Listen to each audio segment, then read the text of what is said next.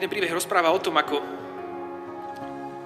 mládenec, volal sa Martin, sa chystal na svadbu. Mal sa čoskoro ženiť a ako išiel tak po ulici, stretol svojho kamaráta, ktorý bol taký veľmi významný sudca. A hovorí, že idem sa ženiť. A ten jeho kamarát, sudca, hovorí, tak povedz mi niečo o tvojej budúcej manželke. A tak ten Martin, ten mládenec, taký natešený, hovorí, že je pekná.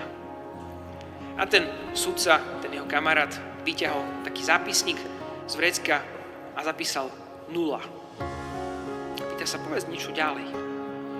A hovorí, že je veľmi šikovná. Tak ten sa pousmial, zapísal druhú 0. Potom hovorí, je veľmi ambiciózna.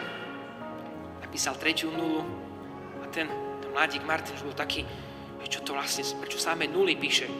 A potom hovorí, že ona má aj dobrú kariéru rozbehnutú. 4. 0. A tak vlastne ten sudca napísal 6 0.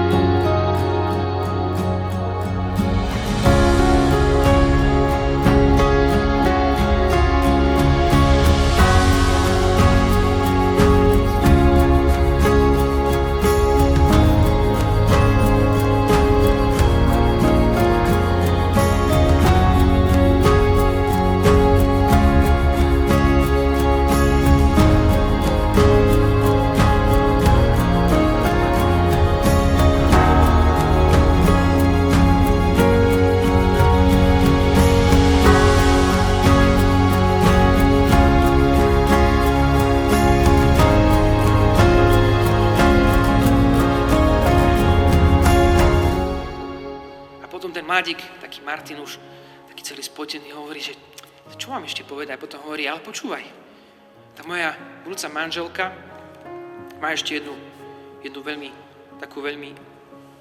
veľkú zaujímavosť. Tá manželka, moja budúca manželka má veľmi dobré srdce.